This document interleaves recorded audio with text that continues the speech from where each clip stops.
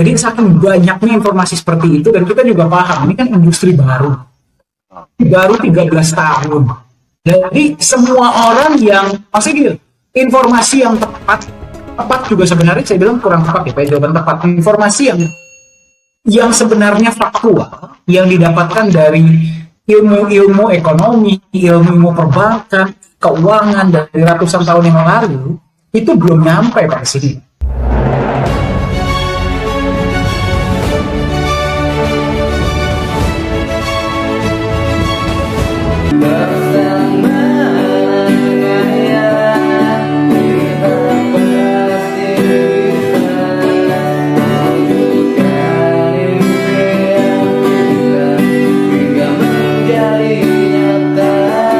Misalkan ditanya seperti itu Pak, saya jawabnya seperti ini Pak.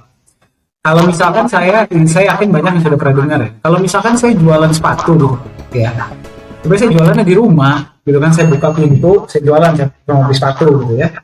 Saya nggak jualan di pasar swalayan gitu ya, atau di mall. Apakah berarti sepatu saya berubah jadi sandal?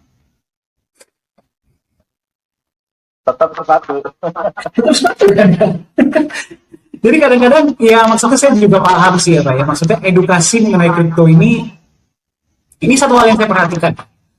Jadi karena yang pertama edukasi belum baik, belum maksimal, dan yang kedua yang paling banyak mendominasi market ini adalah generation Y dan Z Pak. Ya, jadi mereka ini kan sangat vokal dan mereka sangat paham teknologi Pak. Jadi mereka itu kan senang nge-tweet, senang bikin YouTube channel segala macam. Jadi apa yang mereka dapatkan mereka berikan. Nah, jadi dan kadang-kadang mungkin gara-gara informasi yang diterima belum maksimal dan itu sudah keburu nyebar. Jadi saking banyaknya informasi seperti itu, dan kita juga paham ini kan industri baru 13 tahun. Jadi semua orang yang pasti gitu, informasi yang tepat juga sebenarnya saya bilang kurang tepat ya Pak, jawaban tepat. Informasi yang sebenarnya faktual yang didapatkan dari ilmu ekonomi, ilmu perbankan, keuangan dari ratusan tahun yang lalu itu belum nyampe Pak sini. Jadi sudah keburu mitos-mitos ini sudah keburu besar. Ya, jadi ya kita juga paham ya. Jadi sesuatu yang tidak akurat kalau diulang beberapa kali itu dijadikan fakta. Ya, jadi hanya bisa waktu yang membuktikan.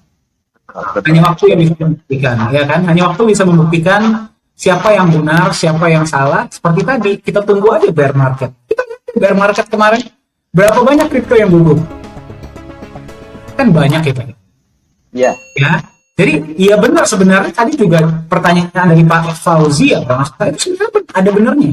Hanya market yang hanya waktu yang bisa membuktikan, dan nanti ketika kita sudah masuk di exchanger baru kita bisa ketahuan benar-benar solid nggak. Nah, tapi poinnya seperti ini loh, saya ingin teman-teman pahami.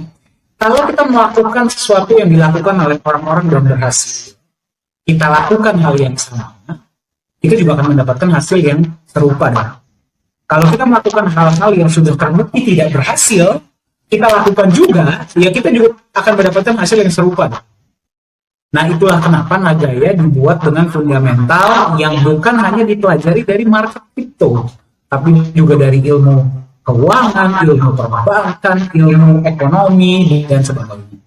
Nah, ini sebenarnya ada satu pertanyaan yang menurut saya sangat bagus, melengkapi pertanyaan yang barusan masuk ya.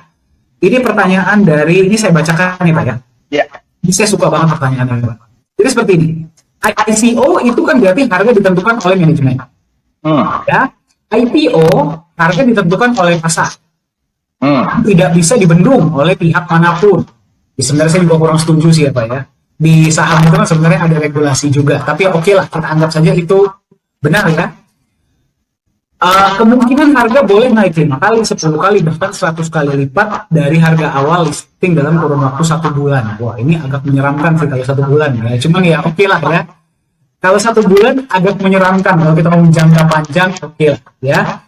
Ketika harga 100 kali lipat tersebut, boleh jadi banyak holder yang katanya setia, mengembalikan Nagayanya ke perusahaan. Sementara fundamentalnya belum siap atau proyek belum bekerja secara maksimal. Bagaimana perusahaan menyikapi hal ini? Mohon pencerahan. Jadi izinkan saya menjawab Pak ya. Silakan Pak. Baik, jadi begini. Yang pertama harus Anda pahami, IPO itu adalah sebuah term yang digunakan untuk pasar saham. Ya, IPO, Initial Public Offering. Hanya gara-gara IPO dan ICO mirip, sering dikira sama, ternyata berbeda. ICO itu adalah tahap sebelum koin tersebut masuk market, di mana IPO, saham tersebut sudah listing. Harga pertama yang tentukan siapa? Tentukan perusahaan. Dong, baru setelah itu dia mengikuti pasar. Nah, sekarang pertanyaannya sebenarnya cukup bagus ya. Kalau misalkan sampai harga Nagaya nanti naik meledak tinggi, ya, terus kemudian para holder mengembalikan, apa yang akan terjadi dan bagaimana cara manajemen menyikapinya. Nah, sebenarnya Pak, inilah kendala utama yang dihadapi oleh kripto di luar sana yang diantisipasi oleh Nagaya. Bahkan kalau kita mempelajari betul konsep Nagaya, itulah kenapa saya selalu bilang, ya, kalau misalkan Anda bertanya, pertanyaan berkualitas itu bukannya apa, tapi kenapa. Kenapa Nagaya mesti ada bisnis? Kenapa Nagaya mesti ada proyek? Kenapa proyeknya membagikannya dolar, bukan Nagaya? Kenapa proyek bertambah banyak? Kenapa cuma ada 50 juta? Itu semua sudah ada perhitungannya.